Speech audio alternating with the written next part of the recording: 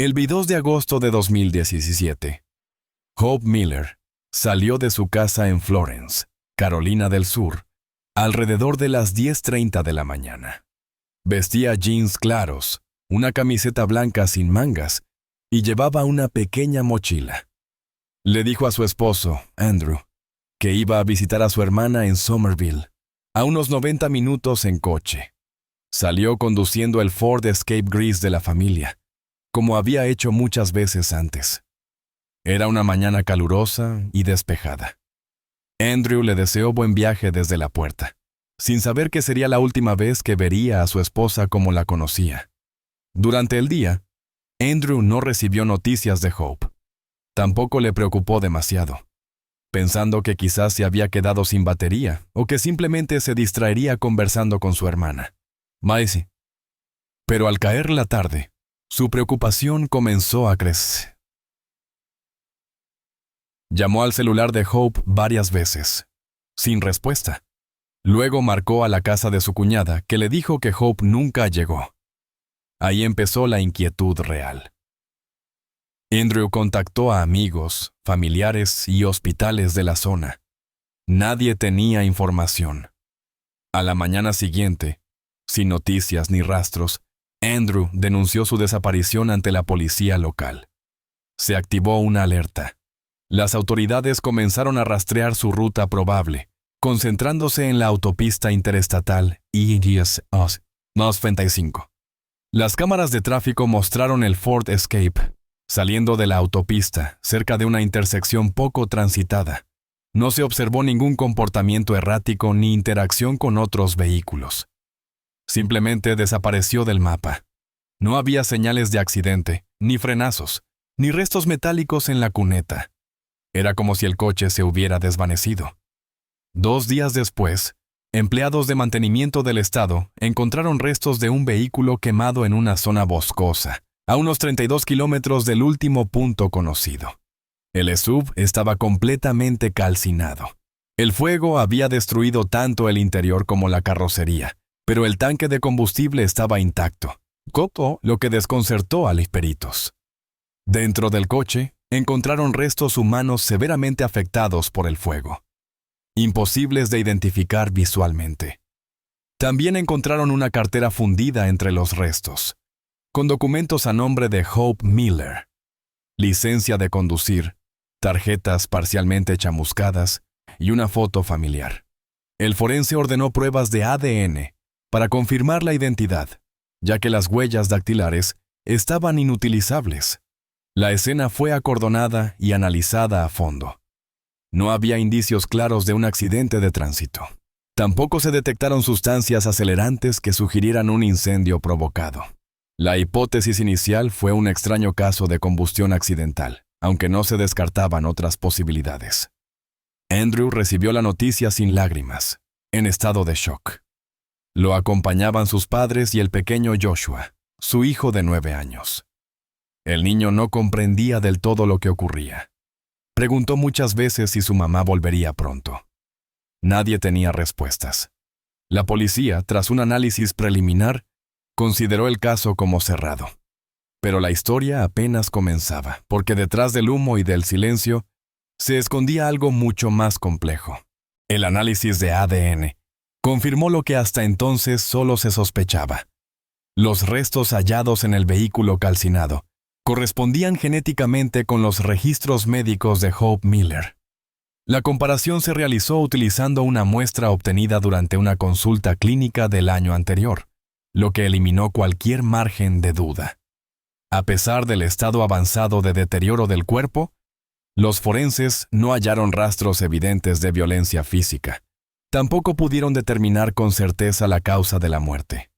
La temperatura extrema del fuego había destruido tejidos clave y órganos internos, haciendo imposible una autopsia completa.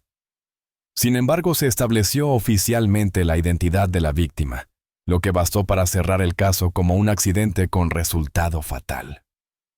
Los documentos encontrados, aunque parcialmente quemados, fueron considerados suficientes para validar la identidad. La licencia de conducir conservaba el número legible, y las tarjetas coincidían con registros bancarios de Hope.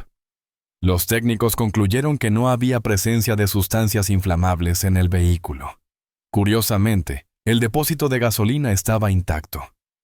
Este detalle llamó la atención de los investigadores, pero no se consideró determinante. El informe final estableció que el incendio fue probablemente consecuencia de una falla eléctrica interna, una posibilidad rara, pero documentada. Con esa conclusión, y ante la falta de pruebas de criminalidad, el expediente fue archivado. Los funerales se realizaron con rapidez y discreción. Solo los familiares más cercanos fueron invitados. El ataúd llegó sellado, según los protocolos en casos de cuerpos calcinados. Nadie vio el rostro de Hope por última vez. Andrew, visiblemente afectado, se mantuvo en silencio durante toda la ceremonia. Su hijo Joshua permaneció a su lado, apretando su mano, sin comprender del todo el peso del momento. La familia, sumida en la confusión, evitó hacer declaraciones públicas. El entorno respetó su duelo. La comunidad local, sorprendida por lo repentino del hecho, se limitó a compartir mensajes de apoyo. Con el paso de las semanas, Andrew comenzó a notar detalles que no terminaban de encajar. La falta de marcas de frenado en la carretera, el recorrido extraño antes de la desaparición, y la imposibilidad de detectar un desperfecto mecánico que explicara el fuego le generaban preguntas que no compartía con nadie. Aunque recibió el pago del seguro de vida, no tocó el dinero durante meses. Sus gestos eran automáticos, su mirada vacía. En casa, los silencios se hacían largos. Joshua regresó a la escuela, pero mostraba señales de retraimiento. Asistía a terapia infantil 2 veces por semana, aunque su comportamiento en el aula no mejoraba. Participaba poco, hablaba aún menos. A principios de enero de 2018, Andrew decidió mudarse con su hijo al norte de Georgia, a las afueras de Atlanta. Buscaba empezar de nuevo, lejos del lugar donde todo se había quebrado. Cambió de domicilio, de escuela, de entorno. Pero el pasado se mantenía presente, incrustado en los gestos, en las rutinas, en las noches sin dormir. Hope quedó atrás, convertida en recuerdo, en ausencia permanente. Sin embargo, mientras todo parecía estabilizarse en la superficie, una secuencia de inconsistencias comenzaba a tomar forma, invisible aún para los ojos de quienes la rodeaban. En junio de 2020, casi 3 años después del cierre oficial del caso, Andrew Miller recibió un mensaje inesperado de un antiguo compañero de universidad. El mensaje incluía un enlace a una galería de fotografías de una boda celebrada en una playa de Florida. Las imágenes, subidas a una cuenta pública de Instagram, mostraban una ceremonia sencilla al atardecer. Flores blancas, invitados descalzos sobre la arena, y una pareja abrazada frente al mar. En una de las fotos centrales, aparecía la novia, vestida de blanco con una expresión serena. Lo que llamó la atención de Andrew fue el rostro de la mujer, la forma de los ojos, la línea de la mandíbula y, sobre todo, una pequeña marca debajo del ojo izquierdo coincidían con los rasgos de Hope Miller. Andrew observó la imagen con detenimiento durante horas, comparando con fotos antiguas de su esposa. La similitud era tan fuerte que la posibilidad de un error parecía descartada. La publicación incluía una descripción simple: Candice and Marcus para siempre. La cuenta pertenecía a un fotógrafo local de bodas. Andrew revisó las otras fotos de la serie. En todas ellas aparecía la misma mujer, sonriendo, caminando entre seats, sosteniendo una copa. El hombre a su lado, identificado como Marcus, vestía un saco claro y tenía barba recortada. Ninguno de los rostros le resultaba familiar, excepto el de la mujer.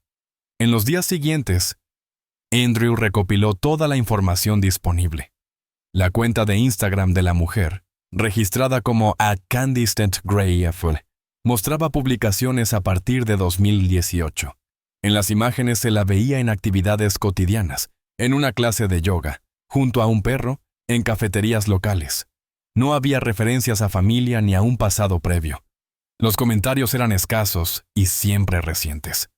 El círculo social parecía reducido.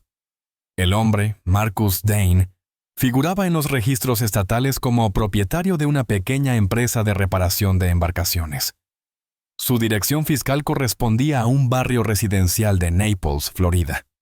Andrew, perturbado pero aún sin pruebas concluyentes, decidió no acudir de inmediato a las autoridades. En su lugar, contrató a un investigador privado. Dale Randall, un exdetective con experiencia en vigilancia encubierta, aceptó el encargo tras revisar los documentos. Andrew le proporcionó las fotos, los nombres y las cuentas relacionadas. El objetivo era confirmar si la mujer que aparecía en las imágenes era efectivamente Hope Miller, declarada muerta en 2017. Randall inició su trabajo discretamente, realizando observaciones en la zona y recogiendo indicios que permitieran verificar la identidad. Durante esa primera semana, el caso avanzó rápidamente. Randall obtuvo registros visuales recientes, tomó notas de los movimientos de la pareja y recuperó objetos desechados que pudieran contener huellas o restos biológicos.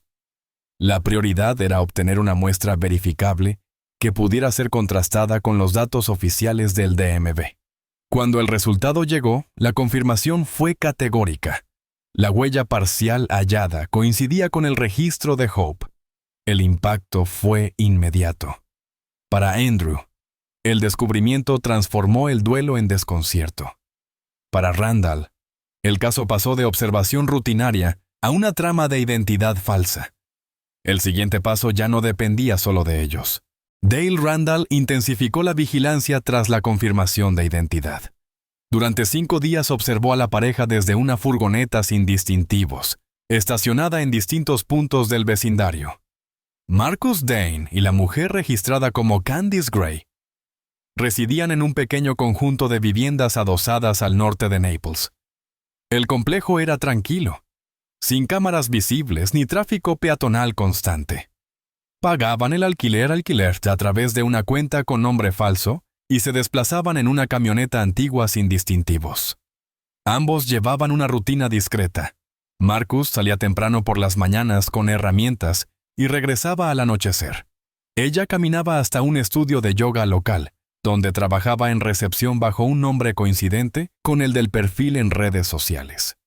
Randall registró todo con precisión. Entrevistó discretamente a comerciantes de la zona. Los testimonios coincidían. Eran una pareja amable, algo reservada, pero sin actitudes sospechosas. No recibían visitas frecuentes, no hacían fiestas. Y respondían con cortesía a cualquier contacto superficial. Nadie conocía su historia previa. En el estudio de yoga, sus compañeras describían a Candice como eficiente y tranquila. Su documentación, al ser revisada de manera informal por uno de los contactos de Randall, resultó ser una falsificación bien ejecutada. El diploma de enfermería que usó para acreditar conocimientos en primeros auxilios tenía origen en un instituto inexistente. El número de seguridad social estaba vinculado a una persona fallecida hacía más de 10 años. La clave para avanzar llegó cuando Randall consiguió un vaso desechable que la mujer usó tras comprar café en una cadena local. Lo manipuló con guantes y lo almacenó en condiciones controladas. Envió el objeto a un laboratorio privado en Charleston. 4 días después recibió el informe. El perfil genético correspondía en un 100% con el archivo de huellas y IDN, asociado a Hope Miller, registrado en el Departamento de Vehículos Motorizados de Carolina del Sur.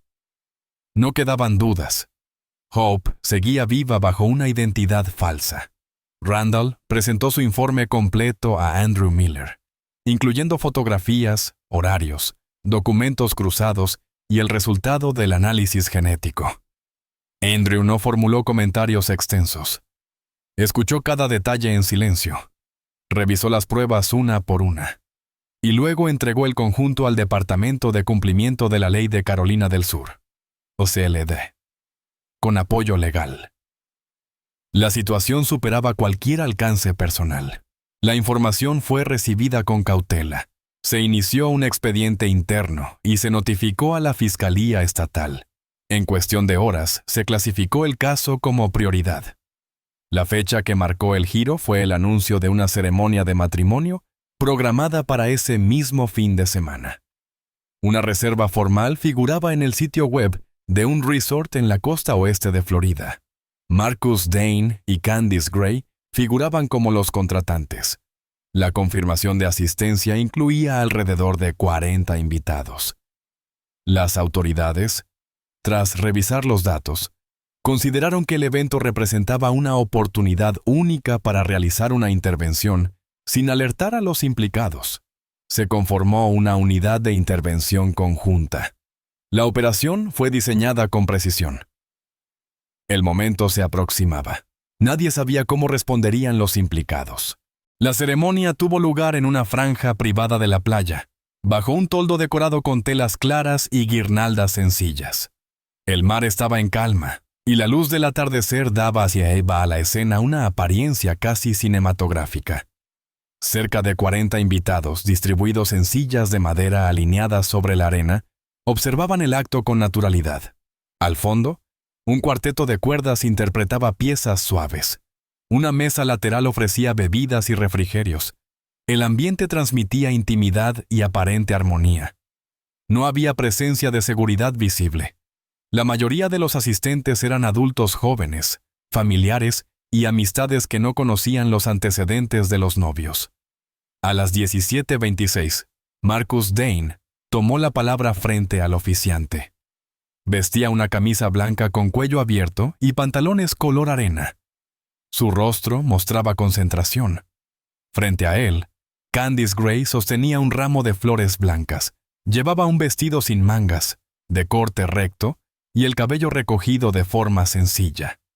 Justo cuando Marcus iniciaba sus votos, una figura vestida de civil cruzó discretamente la línea de invitados desde el sector lateral. Fue seguida por 3 personas más, luego por 2 agentes uniformados que mantenían distancia. El oficiante interrumpió la lectura al percibir movimiento. Algunos invitados se giraron con confusión. Uno de los agentes avanzó hacia la pareja, deteniéndose a menos de 2 metros. Pronunció un nombre en voz firme: Hope Miller. La mujer giró lentamente la cabeza. Su rostro, hasta entonces sereno, pasó a una expresión de inmovilidad absoluta. No intentó huir, no formuló preguntas. Soltó el ramo sin ruido y bajó las manos a los costados. Marcus dio un paso hacia ella, pero fue contenido verbalmente por uno de los agentes. Durante 90 segundos, todo se mantuvo en un extraño equilibrio, sin gritos, sin forcejeos, solo miradas desconcertadas entre los invitados. Luego, los oficiales escoltaron a ambos hacia la salida del recinto, sin utilizar esposas a la vista. La evacuación fue rápida y controlada. Los invitados fueron dirigidos hacia una zona segura. Algunos intentaron preguntar, otros tomaron fotografías, pero las autoridades bloquearon el perímetro antes de que la información se difundiera. La pareja fue transportada por separado a dependencias distintas. En la sala de interrogatorios, Hope Miller confirmó lo esencial. Su muerte había sido fingida. Según su testimonio, tomó la decisión por una combinación de presiones financieras, miedo a perder la custodia de su hijo y una sensación de colapso emocional prolongado. Describió el acto como una huida desesperada, planeada con ayuda de Marcus Dane. Sin embargo, la declaración incluyó un elemento inesperado. Según Hope, el cuerpo utilizado para simular su muerte no fue provisto por ella. Afirmó que desconocía la identidad de la persona hallada en el vehículo y que Marcus fue quien ejecutó esa parte del plan. Indicó que él se encargó del contacto y del transporte, mientras ella abandonaba el estado con una identidad ya preparada. A los pocos días, la policía forense confirmó que los restos no pertenecían a Hope Miller. Se trataba de una mujer no identificada. La línea divisoria entre fraude y crimen había sido cruzada. El caso adquiría un giro irreversible. La investigación posterior al arresto reveló detalles que modificaron por completo el marco jurídico del caso. El equipo forense del estado de Carolina del Sur confirmó que los restos hallados en el vehículo en 2017 no correspondían a Hope Miller, sino a una mujer no identificada, sin registro en bases de personas desaparecidas. Fue clasificada como Jane Doe, 52-2017. La ausencia de coincidencias genéticas y la falta de denuncias por desaparición complicaron su identificación. Era probable que se tratara de una persona sin vínculos familiares cercanos o fuera del radar institucional. La línea de tiempo construida a partir de testimonios y evidencia digital permitió reconstruir con mayor precisión los pasos previos al incendio. Según los hallazgos del equipo de investigación, Marcus Dane había viajado solo hasta Darlington, unos días antes de la desaparición oficial de Hope. Las cámaras de vigilancia de la terminal de autobuses mostraban a un hombre con características físicas coincidentes interactuando con una mujer de edad indeterminada. La conversación no fue registrada en audio, pero los gestos indicaban cierta insistencia. Posteriormente, ambos fueron vistos saliendo juntos del lugar. Esa mujer no volvió a aparecer en ninguna grabación. Los investigadores concluyeron que fue persuadida para subir al vehículo, probablemente bajo algún pretexto relacionado con ayuda o transporte. Hope Miller declaró que no conocía la identidad de la víctima y que Marcus actuó de manera independiente en esa parte del plan. Sin embargo, admitió haberle entregado su ropa y objetos personales para que fueran colocados en el cuerpo antes de incendiar el vehículo. Reconoció haber abandonado la zona conduciendo un automóvil alquilado, registrado bajo una identidad falsa.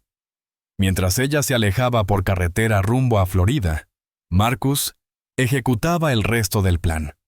Condujo el Ford Escape hasta un terreno abandonado a las afueras de Florence, donde preparó la escena. Hope fue acusada formalmente de fraude, falsificación de identidad y participación en una trama que derivó en una muerte no esclarecida, según los cálculos basados en señales telefónicas y reportes de vecinos. Aunque no hubo testigos presenciales del acto, los informes técnicos confirmaron que no se detectaron acelerantes comerciales en la escena, lo que coincidía con el uso de gasolina ordinaria. Los residentes del área escucharon un estallido, pero no lo consideraron inusual, dado el aislamiento del lugar.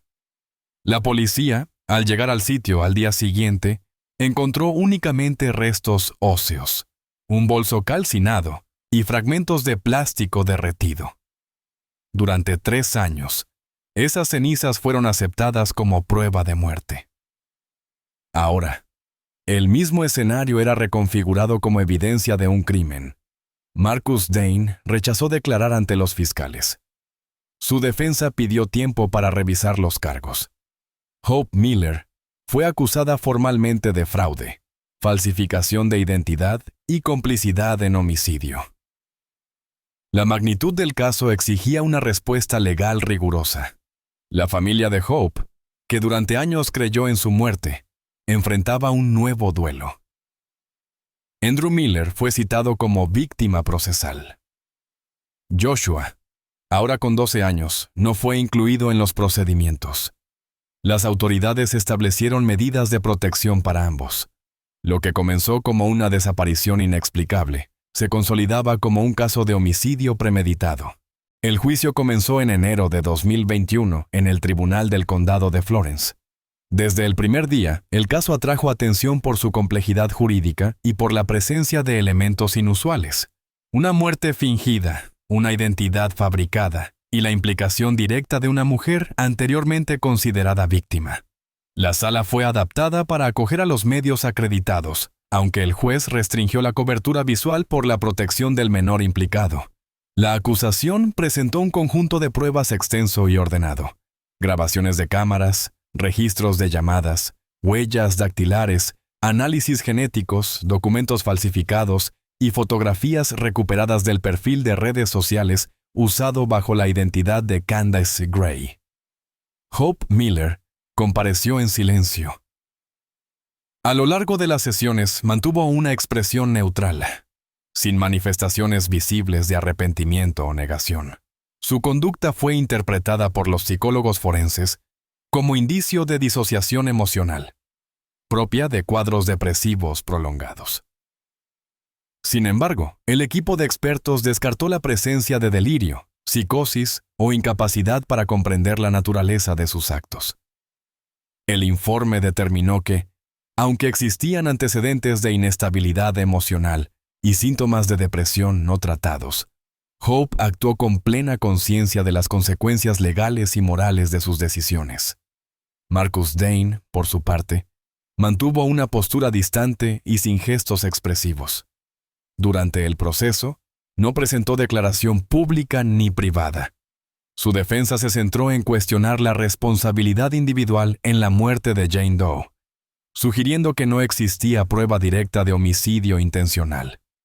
Sin embargo, la Fiscalía rebatió con una reconstrucción cronológica precisa.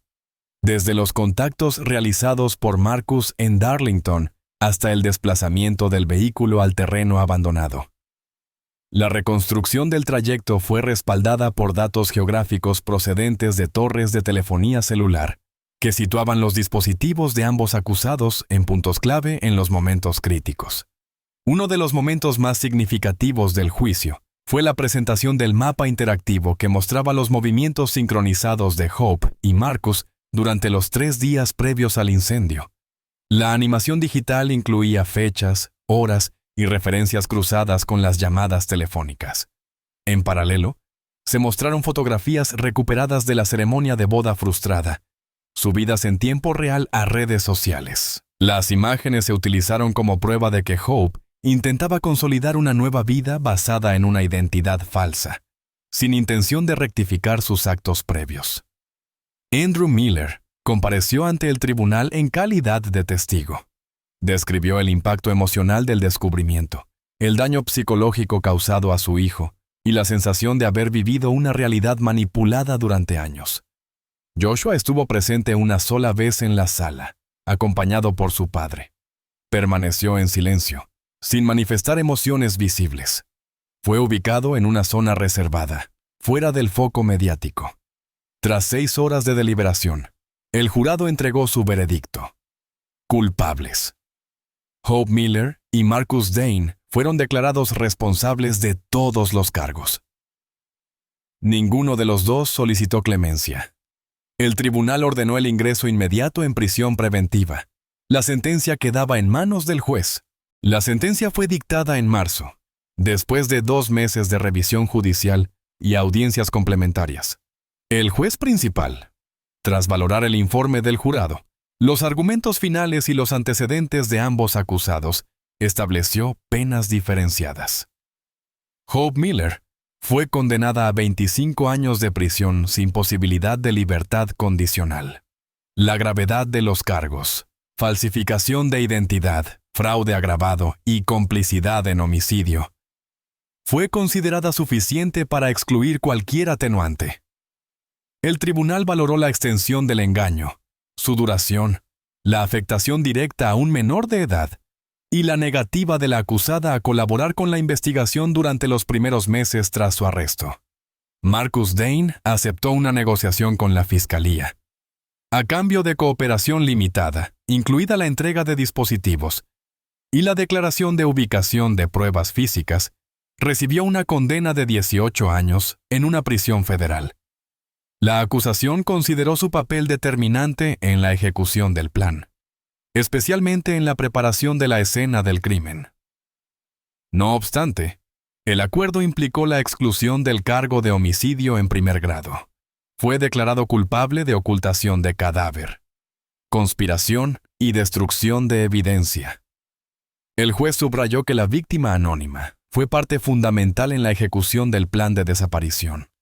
Durante la lectura de sentencia, Hope permaneció en silencio, con la mirada fija en el estrado. No formuló declaraciones finales. No presentó apelaciones. Marcus, sentado a su derecha, tampoco mostró reacción visible. Ambos fueron escoltados fuera de la sala en condiciones de máxima seguridad. Los medios de comunicación, aunque presentes, fueron limitados en el acceso a imágenes. La Fiscalía justificó la medida por la necesidad de proteger la identidad de los familiares, especialmente del hijo menor de edad. Andrew Miller asumió oficialmente la custodia exclusiva de Joshua. Tras el cierre del proceso, ambos abandonaron Georgia y se instalaron en las afueras de Nashville, Tennessee. Cambiaron sus nombres en registros escolares y adoptaron nuevas direcciones fiscales. Andrew solicitó confidencialidad ante todas las instancias públicas, lo cual fue concedido. Rechazó entrevistas, propuestas de libros y documentales. La decisión fue interpretada por allegados como un intento de reconstrucción íntima, alejada del relato mediático. Joshua, entonces con 13 años, ingresó en una nueva escuela con historial sellado. Las autoridades locales cooperaron para garantizar su anonimato. El caso de Jane Doe, 52-2017, continúa abierto. Las autoridades estatales mantienen activos los protocolos de identificación forense. El ADN, extraído de los restos, ha sido introducido en bases nacionales e internacionales. Hasta la fecha, no se han producido coincidencias. Se han descartado más de 70 casos de personas desaparecidas. La hipótesis más aceptada es que la víctima era una mujer en situación de calle, sin vínculos familiares registrados o con identidad desconocida. Su nombre sigue sin aparecer. Los registros relacionados con el caso fueron archivados bajo una categoría especial. Aunque legalmente cerrado en su parte principal, la investigación complementaria permanece vigente. Para el Estado, la historia aún no ha concluido. Para la familia Miller, la reconstrucción apenas comenzaba. El cierre administrativo del caso se produjo en octubre de 2021. La carpeta fue archivada bajo la referencia 0457XM-17 en el sistema judicial del Estado. No se realizaron conferencias de prensa ni declaraciones oficiales. La historia que había ocupado titulares durante meses desapareció gradualmente del espacio público.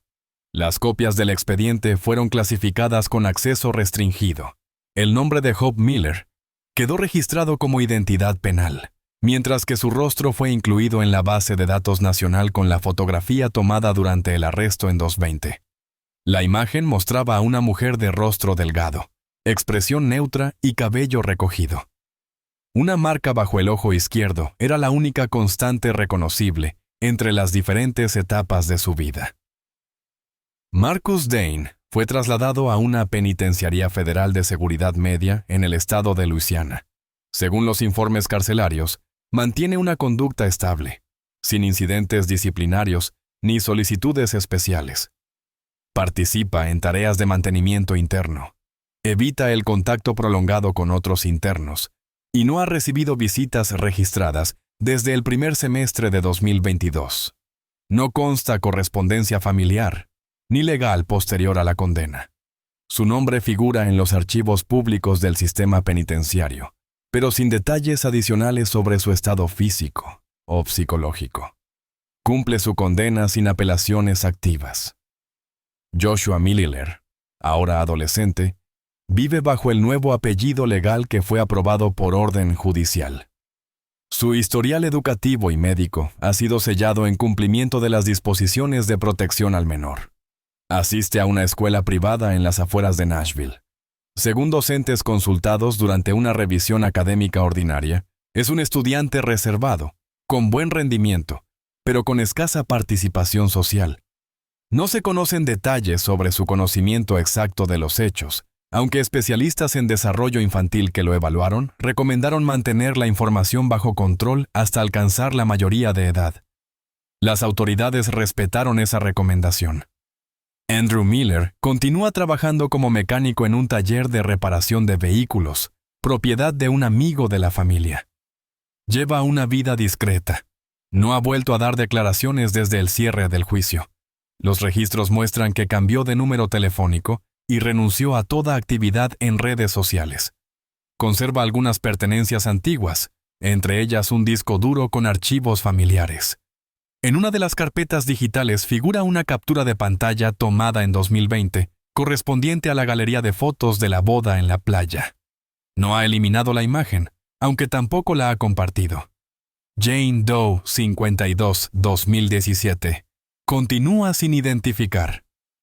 La investigación sigue activa, pero sin avances sustanciales desde 2022. El ADN permanece en la Base Federal de Datos Forenses. Su caso ha sido incluido en campañas anuales de reconocimiento facial y reconstrucción digital, sin resultados positivos. Las autoridades no descartan que su nombre verdadero jamás sea conocido. El expediente vinculado a sus restos se mantiene abierto en condición indefinida. La historia terminó sin ruido, sin respuestas completas, sin justicia plena para todos los involucrados. Algunos nombres quedaron registrados, otros, como el de Jane Doe, permanecen ausentes. Mientras no se le dé un nombre, la historia no estará del todo cerrada. Amigos, antes de finalizar esta historia, es importante decir algunas palabras. Nuestro contenido está dedicado al análisis de eventos criminales, pero de ninguna manera justifica ni glorifica la violencia. Exploramos estos casos para comprender mejor sus causas y consecuencias. Todos los hechos descritos forman parte de una narración ficticia, basada en investigaciones reales y análisis criminales. Mostramos la psicología de los delincuentes y el trabajo de las autoridades para resaltar la importancia de la justicia. Condenamos categóricamente cualquier forma de crimen y violencia. Esta historia no pretende romantizar los delitos, sino demostrar sus repercusiones y advertir sobre los peligros que pueden representar. Nunca intenten imitar lo que ven o escuchan en historias como esta. Cualquier acto delictivo conlleva consecuencias irreversibles. La conciencia sobre estos temas ayuda a construir un mundo más seguro. Gracias por su atención y por su enfoque reflexivo hacia estas historias.